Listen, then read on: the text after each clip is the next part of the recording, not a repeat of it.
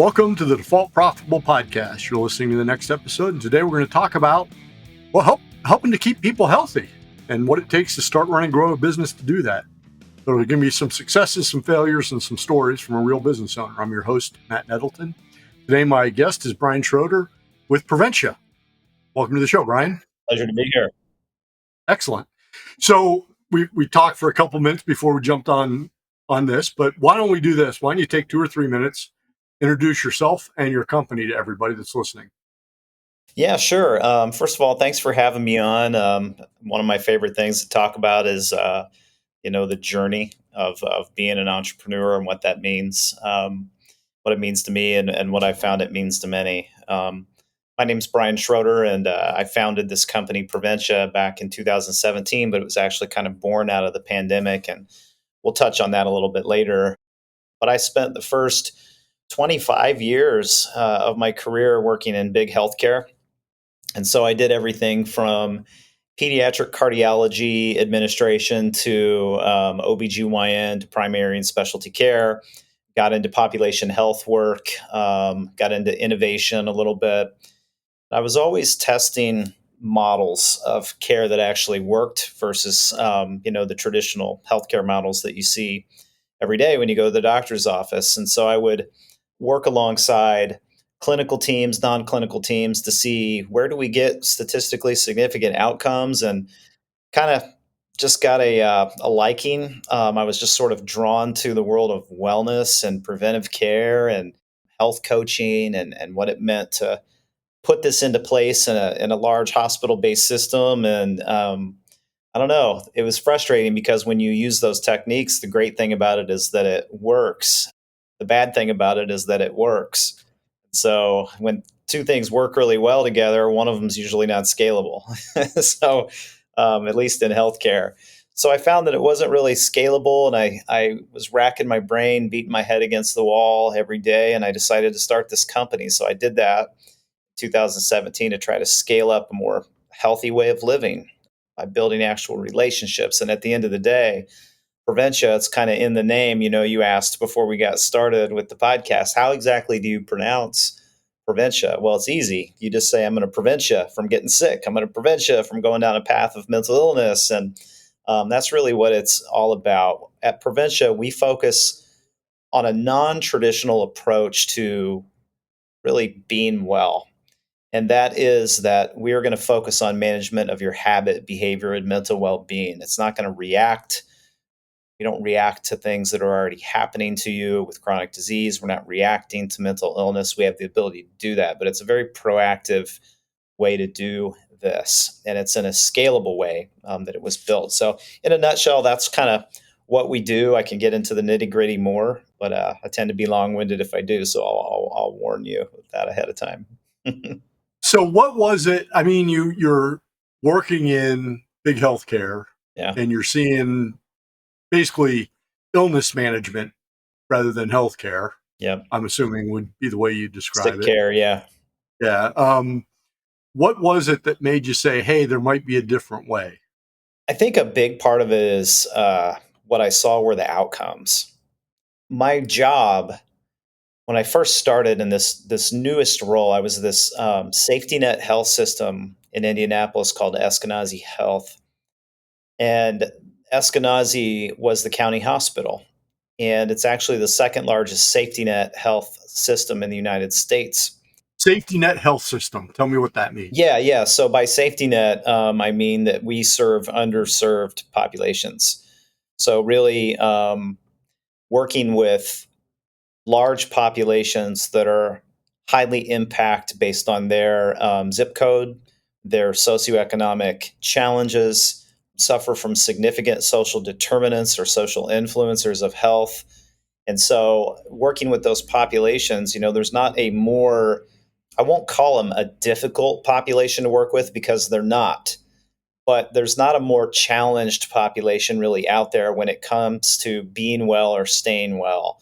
So often what I was finding is in these primary and specialty care clinics, we were just fixing the problem, of once you present with an illness, we'll do our best to make sure you get better.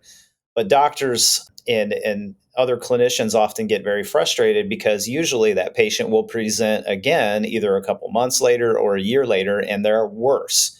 So longitudinally over time, we're working in a sick care system. What I saw that really got me thinking about this differently was really, I did a Six Sigma black belt project on this, was I started studying the efficiencies of group care models, treating patients with lifestyle-based interventions rather than a pill. So eat healthier, move more, stress less. Those were the things that we worked with patients on. But the aha moment was doctors are trained to diagnose and treat patients, but they're not trained in execution on the plan that they give you. That's why they hand you a pamphlet that somebody else created when you leave the doctor's office. So patients are often left holding the bag and saying, okay, well, what next? Well, there are practitioners out there that happen to help you with that, but you usually see an imbalance infrastructurally, if that's a word, in a health system where you've got plenty of doctors who are doing plenty of diagnosing and treating, but you don't have enough that are in the trenches working with patients every day on behavior change. And the thing that's interesting about that is those people that do that work, they're frequently touching patients. So it's a completely different care model. So when you have a lot of less of them, but you require a lot more touch points, how are you ever going to take a very successful initiative and turn it into a sustainable sort of movement?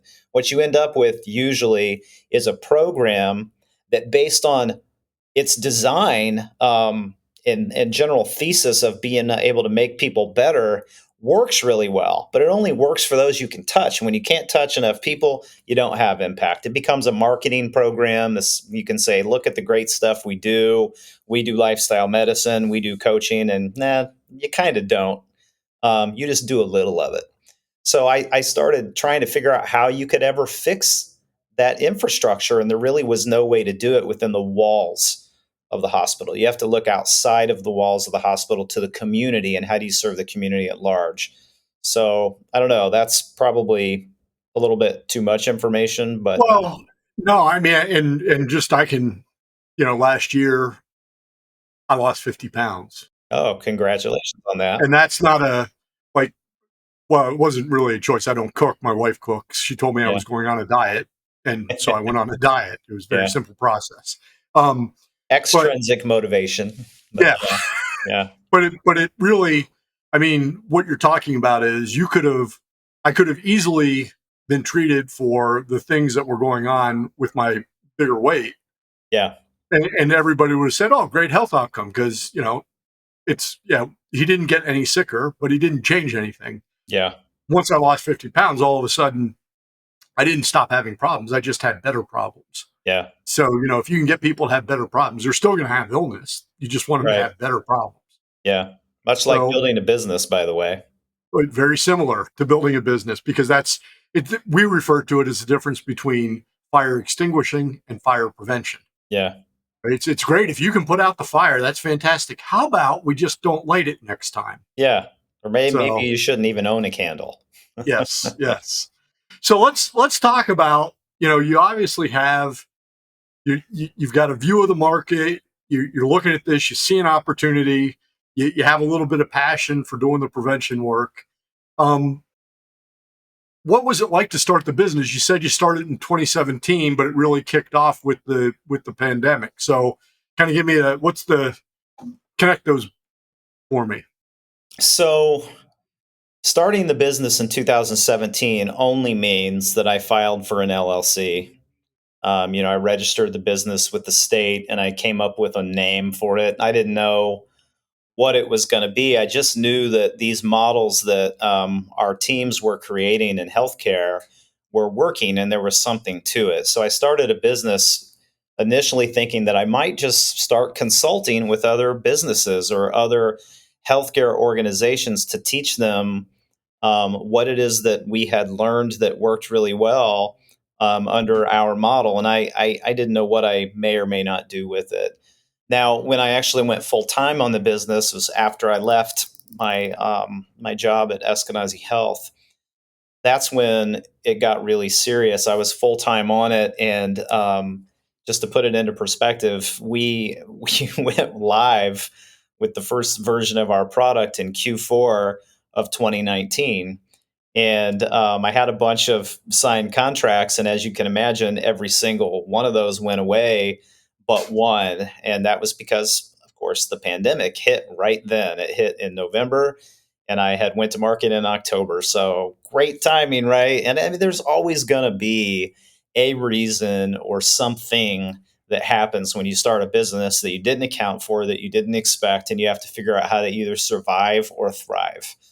And so during that time, the reason I like to shift and say this was kind of born out of the pandemic is I raised more money than I wanted to. It doesn't mean that I didn't need to raise something, but I raised more money than I wanted to kind of iterate on what we thought we knew and improve what we knew we had, and then take it to the next level as much as we could with that one customer that we could, and then and make as big a difference as we possibly could. Now, in the meantime, studying and looking and observing all the crazy stuff that was happening during the pandemic and thinking about how you could build a business better and stronger on top of that, knowing what might the world look like when we come out of this pandemic was really intriguing. And that's when I met a couple key customers that were in, the university segment, Butler University in particular, starting to study the impact of what this was having on our children, not just ourselves as adults, but they're the future of our economy. They're the future of our workforces. They are the future of this country. And so this later got coined as a term, Generation P, which was anyone who was in third grade or beyond when the pandemic started. And those kids are now college students, many of them. And so the unprecedented levels of mental health issues that we're seeing was very in line with our model. And so we started kind of thinking a lot about that. Who are the other high risk or rising risk populations that are out there that are not immune to these changes that we're going through, and how might we build even a stronger business around that? So I think a lot of it is just, the business was truly born out of that learning journey. And I always say that. I have it written on my board behind me. You're going to be mostly audio, like you said, and there's a glare, but it says find joy in the journey. Yeah. And it was really hard to find any sort of joy in that journey during that time unless you shift your mindset, completely shift your mindset. And that's kind of what we did, not on purpose. Not voluntarily, not on purpose. It was the world we were in, and it's shaped a lot of what we learned that we needed to do during that time. And here we are, and we're not surviving anymore. We're very much in thrive mode. So when you think back to, so if I'm following the timeline right, you took down the name and registered in 2017. You really started hitting it in 2019. Yeah. So when you think back to 2017, was there anything that if you had known in 2017, it would have made it easier to jump in feet first? No, I don't No? think so. How I about, think it would have made it harder. There are things that I maybe wish I would have known that would have made it harder for me to jump in. I mean, one of the first conversations I had when I had this idea of starting a tech company, not just a business, is I talked to this guy named Drew Vig, and he was a vice president of health technology research at Silicon Valley Bank at the time. And he said, "Is there anything I can do, Brian, at all to talk you out of this?" And I said, "Nope." And he said to me, "Well, then you're probably going to be fine." So I had plenty of people try to talk me out of it from the beginning. But going into it, I thought that by starting a business, I was gaining freedom. I would be able to do my own thing, right? And not that's going so to have cute. other people telling me what to do on my schedule. And I was going to have so much financial freedom, and I was going to create wealth. And let's just say all of those things are possible, but probably not by doing this. Now, the wealth thing, you could argue, you're very successful and you generate an incredible exit, then you can build extreme wealth. But you have to face a dilemma for a while. And there's a great book on the entrepreneurial dilemma. And do you want to build a kingdom or do you want to build wealth? And in doing both, there are large risks, Right. and nothing comes easy. Right. So, what are some of the things? Obviously, you're walking into 2019 into 2020. You're walking in unprecedented kind of business conditions. Storm of storms. But what kind of things did you learn about running a business that you didn't really think about before that? I focus on three things, and I have tried really hard to do that since the beginning. And it's people, money, and culture. And in the beginning, you don't have a lot of money, but you have to be really lean in the manner in which you spend it. So every check has to matter, and you have to have a plan for that well before you get it. Ask for it, so that you can execute with what you have. And in order to do that, you have to have the right people on the bus with you from the very beginning who are risk tolerant, who are grinders, who understand what it means to jump into this, you know, boiling pot of, frying madness that you're about to journey together into. And then you have to think about, as you start having success, no matter how hard it is, you're creating a bit of a culture there. And that next person you hire, that third person, that fourth person, whatever it might be, has got to be a fit for those things. Like, what are really your core values? You may not know them or formalize them in a way that I would have been taught or learned or joined in an Eskenazi Health or a large corporation, but you are building a culture. And I continue to think about those three things every day as a founder, but now CEO, of this business. There's always going to be hard times. And for us, it was just be as lean as we possibly could and grind as hard as we can with no expectations. And when I say expectations, I don't mean financial return, or when are we going to exit, and how big is the business going to be. It's more mindset. Like, what are your real expectations? Is it just to learn as much as you possibly can and grow, in both your knowledge and what you might do next, the knowledge you might gain that might help you build a better business than you have already, the spiritual growth that you're probably going to be gaining out of this. All of those things are really important, I think. Mindset's the biggest one for me. If you can go into those hardest times with the right mindset and say, I'm going to learn more in the next 6 months than I have in the last 6 years, there's absolutely no way that you're really going to lose. You're going to end up being fine at the end of the day. So I was blessed to have made a couple of really good hires during that time. I also made some really bad ones. But that core team, of three is still with me today. And we Yeah. went unpaid during the pandemic for a period of time, all of us, and they're still here. So I don't know. It speaks volumes. Well, we talk about the importance of recruiting, Yeah. and you're recruiting people to join the team. Yeah. But even when they're on the team, you have to recruit them to be part of the vision and mission. Continuously. And and it sounds like you've really bought into that. Yeah. Um, it's interesting. The Silicon Valley Bank guy that said, "Is there Yeah. any way I can convince you not to do this?" One of the things I like to hear is if somebody that that's a cog in the big corporate machine comes to you and says, "Hey, man, I'm thinking about starting my own business." Do you encourage them or do you try to warn them off? Depends on the idea. Sometimes it maybe shouldn't. Depend on the idea. I've heard some pretty harebrained buddies, along the way that I'm like, don't do that. But I try really not to discourage. What I try to ask for, or what conversation I try to have with people like that is, how can I help you dig a little deeper before you do that?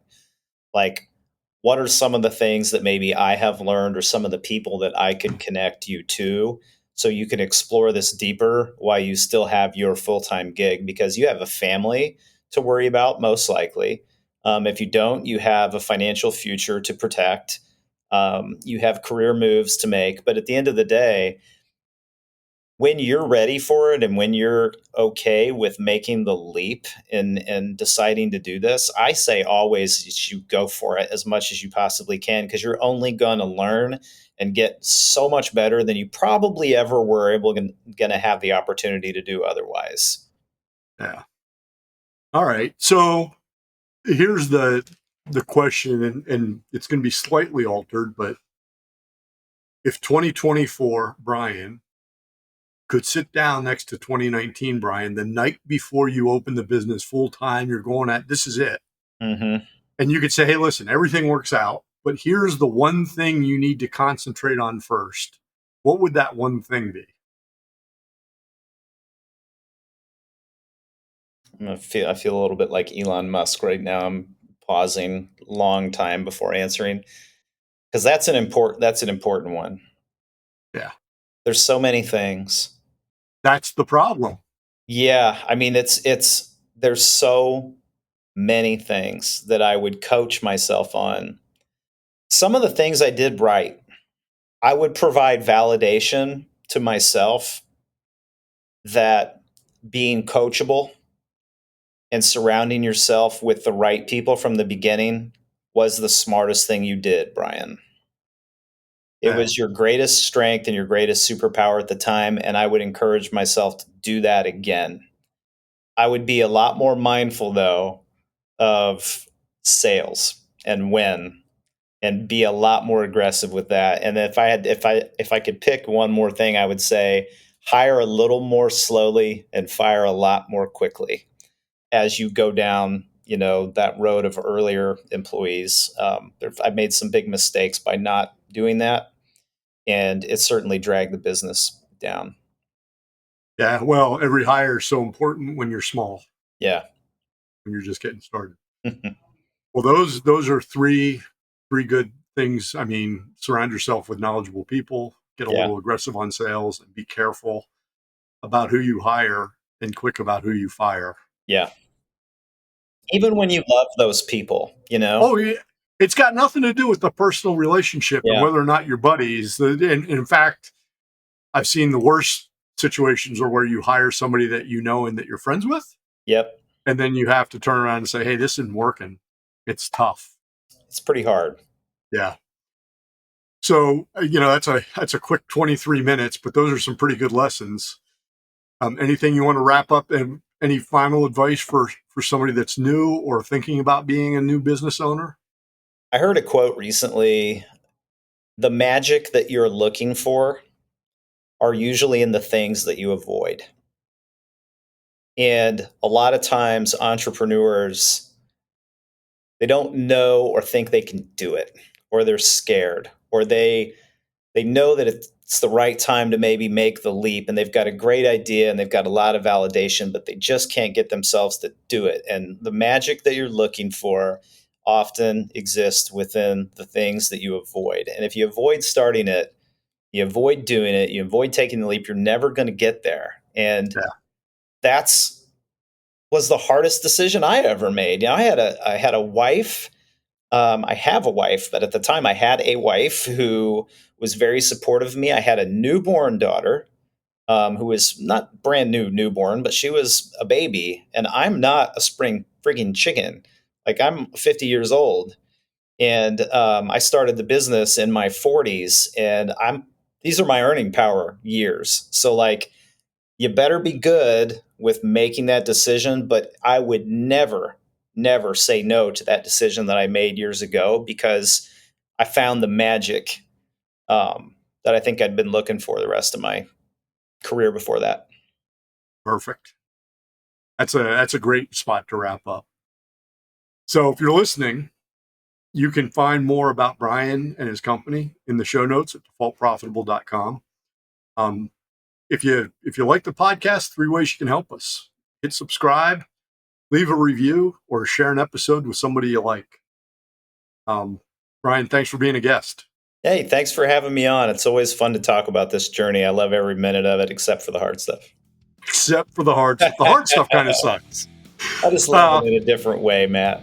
Yeah. Hey, we'll be back next week with another episode of Default Profitable. Until then, stay focused, keep working, stay profitable.